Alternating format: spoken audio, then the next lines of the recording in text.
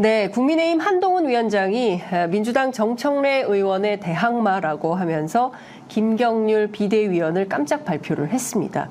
사실상 이것은 전략공천이다 이렇게 언론의 해석을 낳았는데요. 그 후로 국민의힘 내부에서 상당한 반발이 나오고 있습니다. 서울 마포을 현재 당협위원장을 맡고 계신 김성동 전 의원 모시고 관련된 현안 여쭤보도록 하겠습니다. 어서 오십시오, 의원님. 네, 감사합니다. 예, 저희 방송 첫 출연이십니다. 네네. 네, 말씀할 기회를 주셔서 네, 감사드립니다. 예, 그동안 사실 국민의힘 의원님들 저희가 모시기가 예, 어려웠는데 그래도 상당히 고심 중에 결심을 해주셔서 너무 감사드립니다. 네. 어제 사건 이후에는 지금 첫 출연이시라고 네, 우리 저 앵커님께 장앵긴 앵커님께 말씀 솔직히 말하면 좀 곤혹스러운 부분이 있었습니다. 왜냐하면 제가 소속하고 있는 당의 문제고 또 모든 것이 제 불착오 그리고 제 불민한 탓이라고 생각을 해서 이걸 뭐 이렇게 말하는 것 자체가 마음은 무겁습니다. 네. 일단 어제 이 현장 상황이 굉장히 당혹스러우셨다고 제가 전해 들었습니다.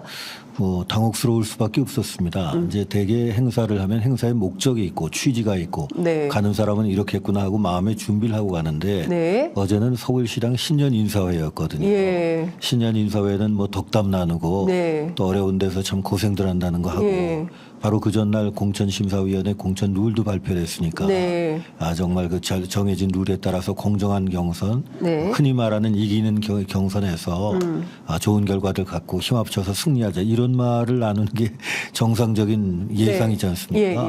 그 자리에서 그런 해프닝도 아니고 깜짝 놀랐죠. 사실 어제 상황을 보면서 한동훈 위원장이 이제 뭐 굉장히 정교한 룰을 통해서 그리고 그야말로 시민들의 의견이 반영되는 공천, 그러니까 시민들의 의사를 한 80%까지 반영하겠다고 했는데 그 자리에서 김경률 회계사의 손을 잡고 이게 사실상 전략공천이다 이렇게 봐야 되는 겁니까? 뭐 언론이 그렇게 보지 않습니까? 그리고 뭐 사실상의 지명과 같은 방식이었으니까요. 좀 말씀하셨던 것처럼 뭐 스스로 말해두었던 것과는 굉장히 모순되는 일이죠. 네, 그러니까요. 근데 지금 마포을 지역의 특성도 저희가 좀 살펴봐야 되는데 민주당의 정청래 의원이 17대, 19대, 21대 총 3번을 국회의원을 한 지역이고 국민의힘 입장에서 보자면 험지 중에 험지다 이런 표현들을 많이 하는데 몇 번 도전하셨습니까? 제가 이제 3번 했어요. 한 번은 손혜원 의원이 중간에 끼었습니다만은 정청래 의원이 선대본부장을 했었고요. 그러니까 이제 4번째 도전입니다. 그러니까 한편 이 자책감과 자괴감이 없을 수는 없어요. 그러나 저도 깊은 고심 끝에 또 늘 뭐 선거 나오는 사람이 그렇습니다만은 이번엔 꼭 뭔가 좀 뜻을 이뤄보겠다. 또 이 마포에서의 승리, 누구나가 힘들다고 여겨지는 곳에서의 승리가 정말 한국 정치의 새로운 변화를 이제 시작하는 출발이 될 수 있다는 확신으로 그렇게 나와서 준비하고 있었습니다. 어제 현장에서요, 의원님 경로, 격분 이런 언론들의 보도가 막 나오던데 현장에서 즉각 퇴장을 하셨다고요? 저 그렇지는 않고요. 그렇게 나왔는데요. 그게 뭐 중요는 하겠습니까만은 이제 제가 그님 보시면 그래도 굉장히 정치하는 안에서는 제 나름대로의 뭐라고 할까. 격이라고 할까요? 제가 지키고자 하는 게 있어서 정말 참담했지만 한 비대위원장님 말씀 인사말 끝나고 지지자들이 와서 막 가자는 거예요. 끝까지 앉아 있다가 말씀 끝나고 일어서서 나왔습니다. 인사 말씀 끝나고.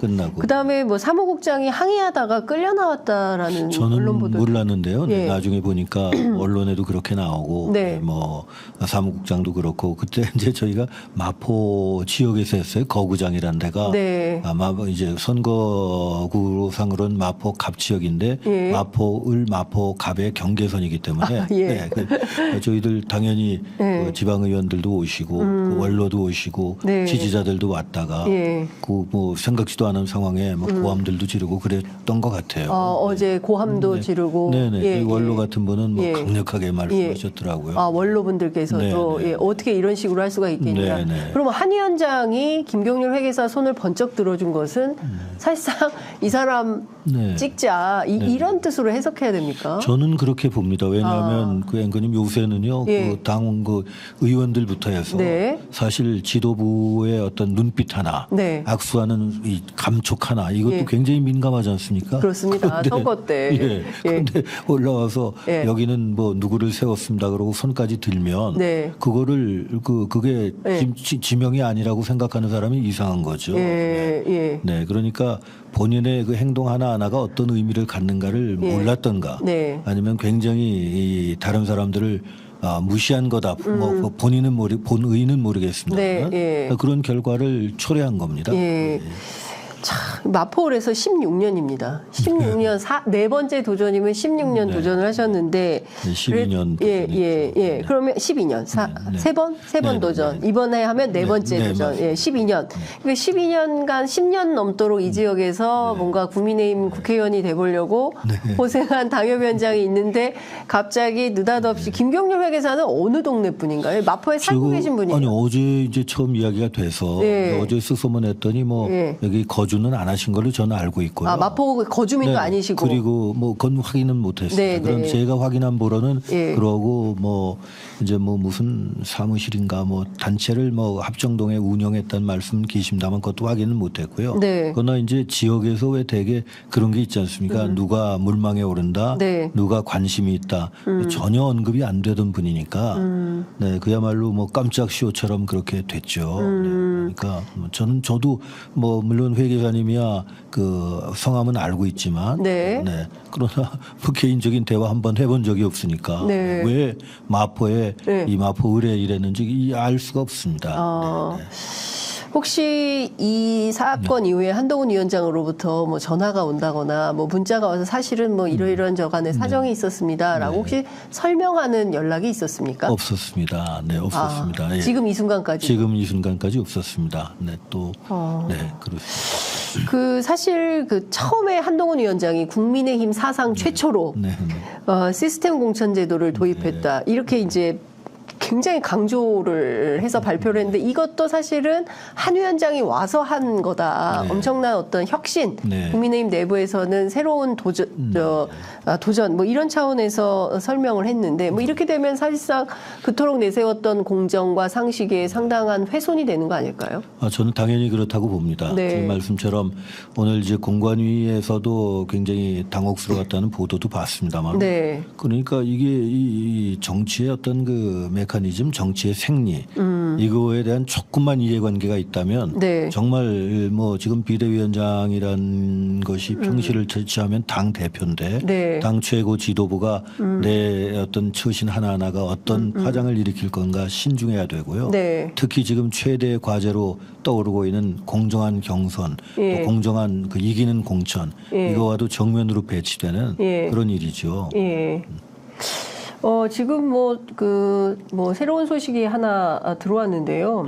국민의힘 비상대책위원회가 오늘 전국 당원협의회 운영위원장 일괄 사퇴안을 의결했다라는 소식이 들어와 있습니다. 사고당협 46곳을 제외하면 207명의 당협위원장을 일괄 사퇴. 이걸 어떻게 봐야 됩니까? 이건 어떤 시그널입니까? 저는 이제 저 앵커님 원래 당협위원장이란 자리가 약간의 그 기득권적인 행태가 의미가 있어서 아마 제가 잘 모르겠습니다. 민주당 같은 경우에는 그 후보 그 공천 과정 시작과 동시에 이렇게 자진 사퇴들 합니다. 근데 우리 당은 예년엔 그런 적이 있었는데요. 이번에는 뭐 그렇지 않고 당협위원장을 겸하면서 뭐 심지어 예비 후보 등록한 분도 계시고 그러더라고요. 그런데 오늘 이걸 새삼 의결했다는 거는 제 개인적으로는 어제 그런 일과 관련도 돼 있지 않느냐. 그 여파 아닌가 이런 생각도 듭니다. 그러면은 당에서 이게 다 해임해버리고. 네. 해임이라기보다는 뭐 사실상의 해임이죠. 그러니까 사실상 다 그냥 물갈이를 하겠다. 뭐 이런 걸로. 물갈이까지는 모르겠습니다만은 여하튼 뭐 조금 좀 약간 돌발적이다는 생각은 듭니다. 네. 이런 입장이 나옵니다.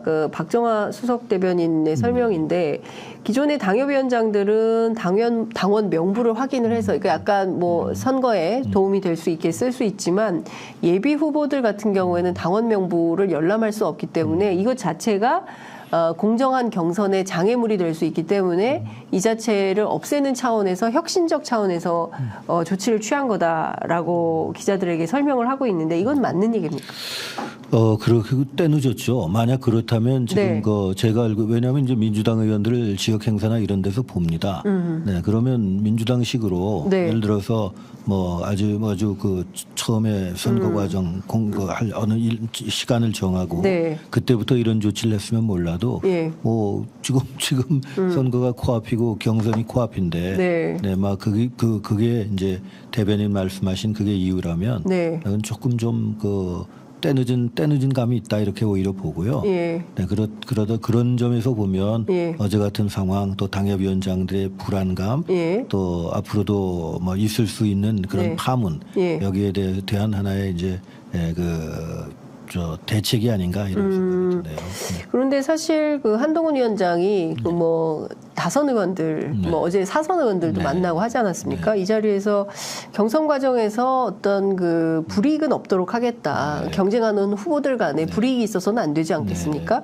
근데 그런 차원인데 그리고 또 이제 정영환 공관위원장께서도 공천은 룰에 따라서 절차에 따라서 진행을 하는 것이기 때문에 누구 특정인에게 어떤 불이익이 있을 것 같지는 않다라고 주장을 했는데 지금 이 상황은 어떻게 되는 겁니까? 그러면 마포을에서 김경률 회계사하고 그 의원님하고 같이 경선을 하게 될까요? 아니면 어떻게 될까요? 상황은 고심하고 있습니다. 저는 이제 지지자들 중에 양쪽으로 나뉘는데요. 그래서 지금 제가 오늘까지 고민하겠다고 했습니다. 하나는 저희가 그 경선 준비를 해왔고 뭐 정말 당당하게 하자. 또 해볼 수 있다, 이길 수 있다는 분들이 계시고 또 한편에는 이거 뭐 들러리 경선 아니냐 이런 주장도 있으셔서 제가 여러 가지 좀 살펴보고 결정을 해야겠습니다만 분명한 것은 이제 저희 입장에서는 해답을 보여주고 문제 풀라는 거예요.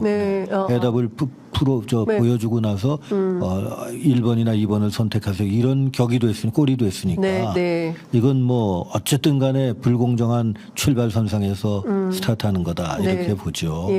그러면은 그동안 주장했던 한동훈 위원장의 어떤 공정 뭐 이런 것은 상당히 훼손됐다 이렇게 저는 그렇게 봅니다. 그렇기 때문에 언행이 중요하고요. 거기까지 오셔서 뭐 다들 몰랐다고 서로들 말씀을 하시는데 거기까지 오시는 동안에 어떤 뭐 검토할 시간도 있었을 거고 또 이렇게 아마 지금 서울이 마지막 저희 신년 인사였거든요.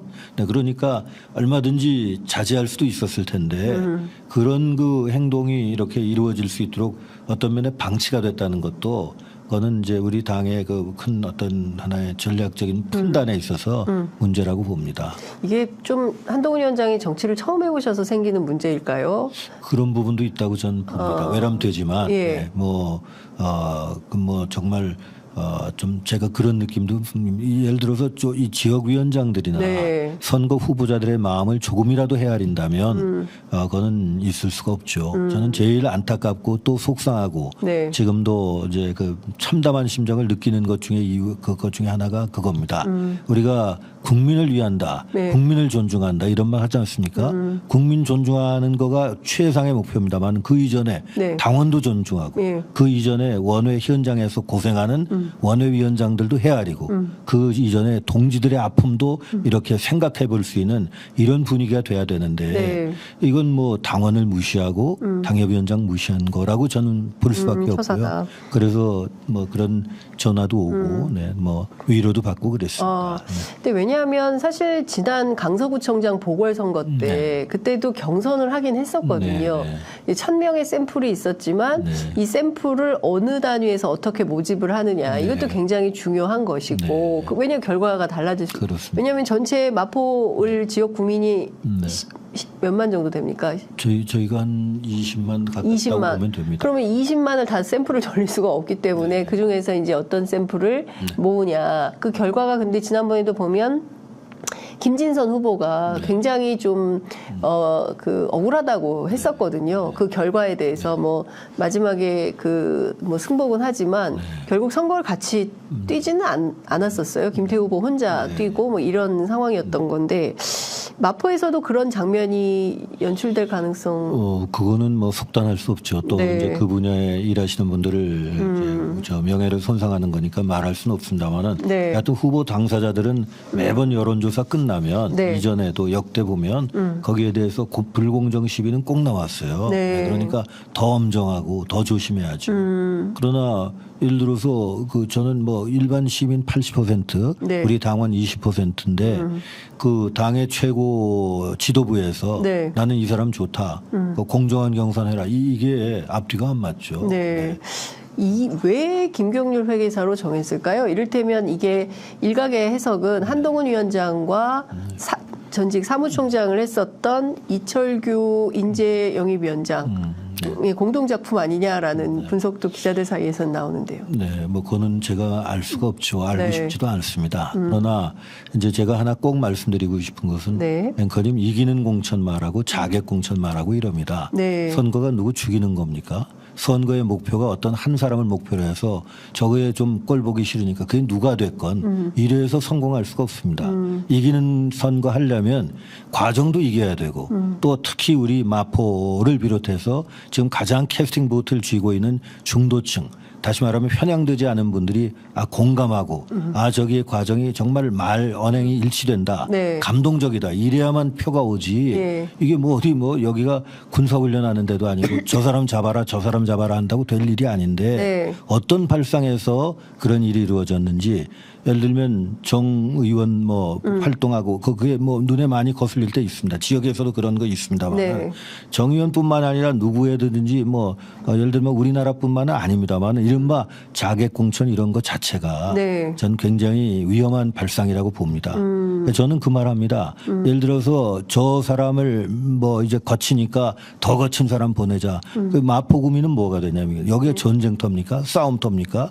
저는 왜 그러냐면 정 의원 스타일로 정치하는 사람은 저는 한 명이면 된다 충분하다고 보기 때문에 정 의원과 다른 저만의 이 어떤 이 신념을 견지하기 위해서 굉장히 노력해 왔습니다. 그래서 이번에 만약 그런 차원에서 그렇게 결정이 됐다면 정말 더 실망스럽습니다. 그러니까 사실상 김경률 회계사가 자객공천 차원에서 그 정청래 의원 자객하러 온 방식이라고 한다면 이것은 그동안 해왔던 노선하고 너무 다르다.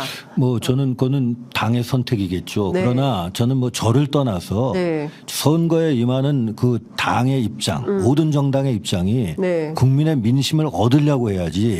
예를 들면 누구를 때려 부수고 파괴해서 뭘 갖고 오겠다는 건 성공할 수가 없어요. 그래서 제가 마음이 아픈 겁니다. 그리고 지금까지 그래서 정말 그 똑같이 해라, 강하게 해라, 뭐 이런 어떤 면의 유혹입니다. 그거 쉽고요. 그래요. 그래서 그러나 그런 속에서도 제가 생각하는 정도를 걷는 또 그야말로 바른 정치하기 위해서 여론에 영합하지 않은 그런 정치하기 위해서 힘들지만 지켜왔던 거고 제 개인 생각으로는 거기에 대해 상당한 부분들이 상당한 부분 구민들께서 공감도 해주시고 격려도 해주십니다. 안타깝게도 생각하시고요.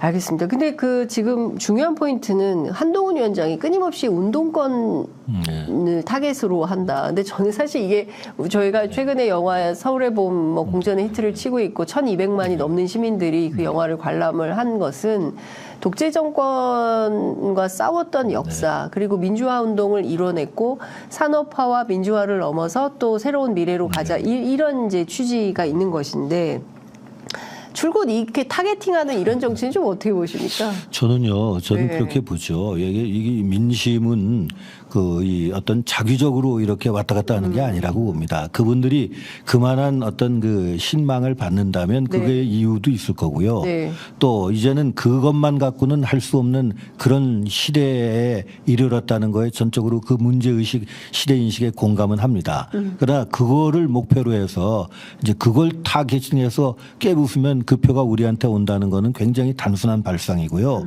좋은 정치를 놓고 경쟁을 해야 된다. 시대에 맞는 미래지향적인 그런 정치를 놓고 경쟁하고 네. 그 많은 시간, 생각하는 시간, 사색의 부분을 거기에 집중해야지. 네. 그래야 정치가 올라가는 거지. 이게 선거가 무슨 마치 한판 하고 여기서 이거 끝나면 나라가 뭐 다 이제 그 나라의 미래가 다 결정되는 것처럼 보면 안 되는데 너무 어느 한 곳에 집착하는 거는 오히려 바람직하지 않다는 게 제 생각입니다. 네. 네.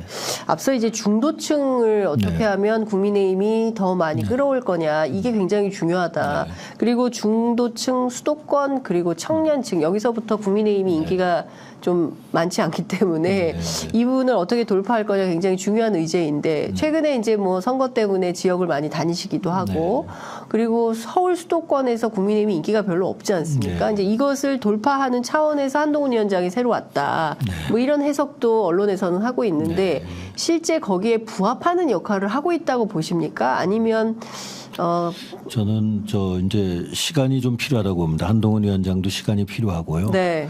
제일 중요한 출발은 민심을 정확히 파악하는 거라고 봅니다. 네. 국민이 무엇을 원하고 있느냐. 근데 전부 지금 저희도 느끼고 말씀 듣는 게 제일 살게 해달라. 네. 민생, 경제 이런 말씀 많이 합니다. 네. 그런데 정치권은 허구한 날 이렇게 이제 대립 일변도로 간다면 그거는 정말 뭐 역행하는 거죠. 그러고 어쨌든 지금 그 정권을 우리가 갖고 있는 집권당으로서는 정치권의 잘못의 많은 부분을 아마 유권자들은 이제 집권당에 물을 수밖에 없지 않습니까? 네. 그렇기 때문에 어떤 그런 부분에 지금 말씀하시는 그동안의 극한 정치, 편가르기 이런 거와 차별하기 위해서 새로운 리더십이 이렇게 탄생을 하셨습니다. 창출이 됐으면 기대하는 바도 그럴 겁니다. 인식부터 새롭게 또 접근하는 방식도 새롭게 정치 스타일이나 이런 것도 새롭게 정말 이렇게 좀 원점에서 시작했으면 좋겠고 겸손하면서 시작했으면 좋겠고 누구에게나 배우는 자세로 시작하면 좋다. 저는 이제 빨리 더디 가는 것 같지만 바르게 가는 게 결국에는 승리하는 길이다. 그런 부분에서 우리 한동훈 위원장께서는 의욕도 알고 기대감의 중압감도 느끼실 수 있지만 그런 부분에서 조금 더 좀 지금 문제는 시간의 문제다. 뭐 배우고 말고 생각하실 여가도 없이 바로 들어와서 그 다음 날부터 막 떠밀리다시피 전국 순회로 들어가셨으니까 그 주변에서 가까이 계신 분들이 그거를 많이 보완해 드려야 될 거다 이런 생각입니다. 사실 김경률 회계사 전에는 인천에 가서 원희룡 장관 손을 잡고 끌어안지 않았습니까? 그러니까 공정한 공천을 하겠다고는 하지만 이미 좀 한심이 작동된 한동훈의 마음이 작동된 어떤 공천이 시작되는 거 아니냐. 그러니까 영남 중진들 뭐 피바다론도 있었습니다만 이제는 수도권 당협위원장들이 전부 타깃이 될 거다라는 예전에 그 이준석 전 대표의 뭐 예측도 좀 있었거든요. 근데 그것이 본격화되는 거 아닌가라는 판단도 드는데. 근데 뭐 본격화될 수도 있겠고 아니면 오히려 이제 그게 하나의 경계가 될 수도 있겠죠. 그러나 모든 공천 과정에서 그 지도부의 어떤 선호, 최고 특히 리더십들의 이런 그런 게 있겠죠. 있습니다만은 앞에도 드렸습니다. 그거를 이제 구현하는 방법이 원색적이고 노골적이고 이러면 그거는 안 통하죠. 근데 뭐 그런 계기가 된 것이 어제 해프닝이라고 보고요. 아마 다른 모든 그 안에 대놓고 말은 못하지만 쉽게 말하면 저게 남의 일이 아닐 수도 있겠다. 이런 느낌들은 있을 거예요. 지금 그러면 수도권 당협위원장들 사이에 이번에 김성동 위원장님 겪으신 이 사태가 이게 저게 내일이 될 수 있겠네라고 다들 그런 분위기가 전반적으로 저는 이제 그렇게 있었다고 봅니다. 지금 뭐 다 그렇죠. 현역, 비현역을 빼고 뭐 자꾸 그런 말이 들리고 이러니까 그걸 분류 안 하더라도 모두가 이제 그런 생각, 불안감 같은 게 있죠. 그래 그게 아까 말씀 올렸듯이 이제 눈빛 하나, 손길 하나에도 민감할 수밖에 없다. 그걸 이제 몰랐다는 건 조금 저는 좀 너무 무관심한 거 아닌가. 무관심한 거 아닌가. 예. 그리고 기본적으로 지금 수도권 전략이 너무 노골적이고 너무 원색적으로 하는 것은 저는 선거에 도움이 안 된다. 정말 민생 위주로 국민 위주로 가야 되고, 정말 더 겸손해져야 되고, 그 실상이라고 그럽니까? 현실을 직시해야 된다. 그런데 그게 이제 현장에 있는 위원장들하고 아마 선거에 정치에 들어오신 지 얼마 안 되는 분들하고 인식의 차이를 있을 것 같아요. 지금 이런 방식대로 하면 국민의힘 수도권에서 의석이 어떻게 될까요? 뭐 앵커님 솔직히 말하면 제가 제일부터가 급해서 그것도 생각 안 합니다. 그러나 많은 사람들은 우려를 하죠. 그래서 아마 이제 여러 가지로 그 비상한 각오를 가지고 뭐 죄송한 이야기입니다만은 좀 솔직히 말씀드리면 각자 도생이라고 생각하고 이 선거에 임하는 경우가 상당히 많아요. 아 수도권이요? 네, 수도권이요. 뭐 당이나 여기서 뭐 할 수 없다. 그냥 내가 알아서. 근데 과거에 보면 국민의힘 같은 경우에 대통령 사진 많이 걸고 대통령의 어떤 정책을 홍보하면서 여당이니까요. 그런 선거 전략을 많이 쓰는데 이번에는 좀 어떻습니까? 저희도 이제 그걸 기대하죠. 예를 들면 그 여당의 큰 메리트 장점은 국정을 운영하는 대통령을 가지고 있는 당이다 이거 아니겠어요? 그렇습니다. 제발 좀 그렇게 활용될 수 있는 그런 국면이 빨리 오기를 바랍니다. 그러니까요. 근데 어쨌든 지금은 정진석 의원부터 뭐 슬기로운 의정 생활해서 의정 보고서를 쓰면서 한동훈 위원장이랑 촬영한 사진을 일면에 썼더라고요. 그래서 그런 걸 보면 사실상 대통령보다는 한동훈 위원장을 중심으로 해서 선거를 치르려고 하는 거 아닌가라는 걸로 보이기도 하거든요. 국민의힘 내부가 좀 그렇게 가고 있는 건가요? 글쎄 그건 이제 각자의 소신이라고 보고요. 저는 외람됩니다마는 전직 대통령들 인기가 뭐 이렇다 할 때도 대통령 사진을 늘 홍보물에 썼어요. 그러니까 이건 각자의 판단이겠죠. 예컨대 김경률 회계사가 마포 의뢰 후보가 된다면 우리 위원장님 어떤 선택을 하시겠습니까? 선거 같이 아픈 마음입니다만 개인적으로 일단 당에 몸담고 있는 사람이니까 당의 이제 그런 그 기본적인 결정을 존중해야겠죠. 해야겠는데 거듭 말씀 올립니다만 그런 그 승복을 마음으로부터의 승복을 얻어내기 위해서 과정이 공정하고 또 정정당당해야 된다 이렇게 봅니다. 지금 마포 현안이 굉장히 많이 있지 않습니까? 그 중에 하나가 이제 쓰레기 소각장 문제인데. 이 문제는 어떻게? 자원 회수 시설이라고 하는데요. 쓰레기 소각장 문제죠. 이제 이게 마포 구민들의 쓰레기 트라우마를 좀 알아야 됩니다. 사실 마포는 난지도 기억하시지 않습니까? 한 15년. 그다음에 자원 회수 시설 19년. 이래서 이 마포 구민 사이에는 또 마포냐 하는 거에 대한 굉장한 그 서운함이 있습니다. 제가 서울시장도 우리 당 출신이고 해서 누누이 말을 하고 누누이 이야기를 했는데 뭐 이게 전부 행정 편의주의예요. 불통행정이고 이렇게 볼 수밖에 없습니다. 서울시가 내세운 이유 보면 폐기물 촉진법상 300m 안에 민가가 없어야 되는데 여긴 마침 그게 돼 있다. 또 지금 지가가 많이 상승한데 여기 이제 따로 가서 자원회수 시설 하는 것보다는 재정적인 지출도 적다. 또 그다음에 어디 가든지 이거 어려운 민원 발생의 소지가 굉장히 많은 건데 뭐 여기는 그 딴 데 가서 새로 하는 것보다 낫. 이런 걸 자료라고 내놓고 있으니까요. 마포 구민 입장에서는 그리고 특히 마포에서 정치하는 사람 입장으로는 이건 기가 막힙니다. 정말. 그래서 저는 마포구민 여망에 맞춰서 전면 백지화 이거 주장하고 있고요. 그러나 일면 고민은 있습니다. 이 자원회수 시설만이 아니라 추모 시설, 경로 시설, 뭐 장애인 시설 여러 가지 그런 부분들이 소위 혐오 시설이라고 불리는 부분들이 지금 도처에서 이런 문제가 있을 수 있어서 제가 만약 국회에 들어가면 중요하게 염두에 두고 있는 법안이 정책의 정당성과 주민의 어떤 수용성 네. 이게 잘 조화될 수 있는 그런 제도적 틀을 만들어야겠다 하는데 지금 마포는 최대 현안입니다. 네. 제가 말하는 것이 이 마포구민의 이런 애환, 숨결, 지금 눈앞에 다가 있는 이런 그 현실적인 문제 네. 얼마나 새로 오시는 후보가 알고 또 배우겠느냐, 대안을 마련하겠느냐 네. 그런 점에서 이거는 이기는 공천이라고 도저히 볼 수 없고 네. 당원뿐만 아니라 주민을 좀 무시한 결정이라고 해도 네. 할 말이 없다 이렇게 봅니다. 네. 알겠습니다.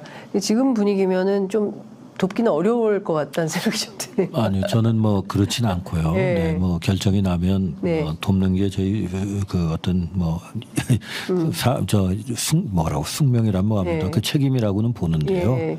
네, 그 마음으로부터의 승복을 얻어낼 수 있는 누구나 공감할 수 있는 그런 과정이 꼭 이제 거쳐져야 된다 이렇게 네, 봅니다. 알겠습니다. 아유, 오늘 말씀 여기까지 듣겠습니다. 혹시 꼭 이 말은 꼭 하고 싶은데 앵커가 이 말을 묻지 않았다. 있으시면 한 말씀 듣고 마무리하겠습니다. 네, 저 불러주셔서 그건 감사하고요. 반드시 이기겠습니다. 저는 이런 과정, 이런 그 어떤 하나하나의 그런 닥쳐오는 이런 위기가 꼭 기회로 승화될 수 있도록 저는 또 정말 그 건전한 우리 당원, 저는 정치가 상식에 맞는 정치가 돼야 된다고 보는데 당원들의 상식을 알고 믿고 또 주민의 상식을 믿기 때문에 꼭 이겨내겠다 네. 이런 말씀 올리고 네. 싶습니다. 네. 알겠습니다. 오늘 말씀 잘 들었습니다. 감사합니다. 네, 감사합니다. 네.